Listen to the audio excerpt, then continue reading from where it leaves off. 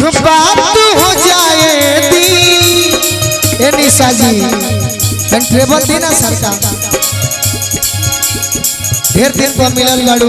हाँ जी अब देखो सबका से पहले तू हमार मित्र हो।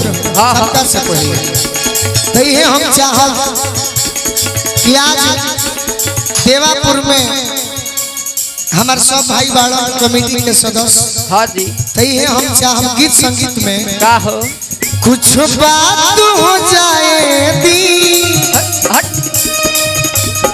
मुलाकात हो जाए दी चापुर गुड़गु तनी धीर धरिए सैया कुछ रात हो जाए दी तनी धीर धरिए सैया कुछ बात हो जाए काहे जो दिया पिया दिया ससुर जी के घर में अरे जो दिया पिया पिया ससुर जी के घर में नदी तो बैठल बिया कोठरी ऊपर में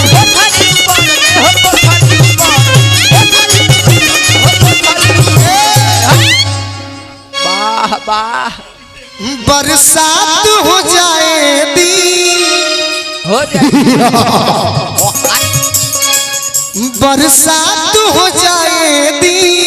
अच्छा आज 8 महीना तू जोड़ले बड़े कर मतलब थोड़ा हमारे से प्रेम बना। बिल्कुल ना ये दुनिया जानता है सबको बोलता है कि अरे निशा जी आप दोनों शादी कर लीजिए निशा जी आप दोनों की जोड़ी अच्छी है और सबको लगता है कि हम दोनों की अच्छी बॉन्डिंग है लेकिन आप सबको बता दूं हम दोनों में 36 का आंकड़ा है वाकई हमारे तरफ से नहीं है मेरे तरफ से तो है।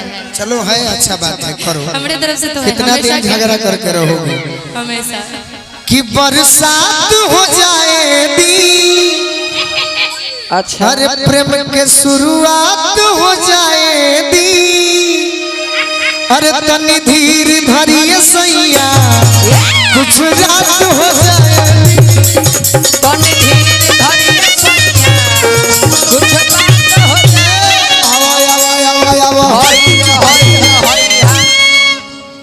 ये क्या कहते हो कि 36 का आंकड़ा है। वाह वाह लोगों को लगता है कि पहले से हम लोग बॉन्डिंग करके रखते हैं मेरी आपसे कहाँ बातें भी होती है। मैं जितना आपका सम्मान करता हूँ अच्छा देखती हूँ मैं बहुत कम लोग का करता हूँ। देखती हूँ मैं वो मंच का बात छोड़ दो सही लेकिन नहीं लेकिन बोलना तुम्हारा चाहिए। इज्जत करता हूँ दिल से वो मंच पर मूड होता है कलाकारी होता है लेकिन तुम्हारा सम्मान करता हूँ और किया ये तुम्हें पता भी होगा करते रहे और हमने तो जब स्टार्ट किया था डुइट गाने हम दोनों गाने के लिए तो हम सोचे थे कि अच्छा होगा लेकिन आज के समय में जो देख रहे हैं इसी के लिए हम लोग डुइट थोड़ी गाए थे कि हर मंचों पे झगड़ा लड़ाई लोग कर ले। अभी के समय में जो मंच देख रहे हैं हम लोग और ये सब भी बता दें कि हम लोग पहला मंच आरा में किए थे और स्टार्टिंग हम ही दोनों का है कि हमें लगा कि थोड़ा सा नया किया जाए कि दोनों आप लोगों को डुइट अच्छा लगेगा हम दोनों। उस टाइम आप हमारी फैन थी वही गाना गाई थी ये कौन कि देवरू तो दुबई गइले नहीं उस टाइम में लोकगीत नहीं गाती थी रियलिटी बता रहे काली मैया है इनका जब फोन आया था तो मैं उस टाइम लोकगीत नहीं गाती थी उसी टाइम मैंने इनका गाना सुना और रियाज करके मैं गई थी कि यही गाना आपके सामने गाऊंगी उठवा के ललिया कनवा के बलिया ये गाना गाई थी आपके लिए लेकिन मान लीजिए आप प्रदेश चले जाए हाँ ट्रेन के टिकट कटाई अच्छा कोट दीजिएगा भैया नहीं कोट बहुत याद आवेला की सूरत तुहार कि बहुत याद आवेला की सूरत तुहार बैठो बैठो जब आप हमारे साथ कार्यक्रम नहीं करते हैं जैसे आप बोले कि 7-8 महीने बाद हमारी आज कार्यक्रम इनके साथ हो रही है। हाँ जी और पहला कार्यक्रम हमको लग रहा है कि मई में यहीं पे हुआ था गोपालगंज जहाँ देव भाई ने इस कार्यक्रम को सेट किया था दीपू भाई लेकिन पूरी दुनिया जो फैंस हम लोगों से साउंड वाले भाई बहुत रउआ सिटी भरल बंद कर दी ना फैंस लोग के खास बुलाहट के कारण हाँ जी आज हम दोनों यहाँ उपस्थित बने और जब वो नाम मिले तब कि बहुत याद आवेला सूरत तुहार बहुत याद आवेला सूरत तोहार क्रिया अखिया के सोझा नाचे, अखिया के क्रिया सोझा कैसे कहो? नाचे सूरत तोहार। क्रिया क्यों खाओ? हाँ ये दुनिया जानती है कि चाहे आप किसी के साथ मंच कर लीजिए, हाँ जी। लेकिन जितना कमेंट भाई हमें आता है ना आपके लिए, भाई मानना पड़ेगा ये सब दुनिया वाले और जितनी भी चाहने वाले लोग हैं। लेकिन इन्हीं जब का तुम प्यार। नहीं रहते हो निशा, सच में हाँ जी मुझे भी कमेंट आता है, खलता है बहुत। मैं भी कहता हूँ तुम बहुत याद आवेला सूरत तोहार, बहुत याद आवेला सूरत तोहार।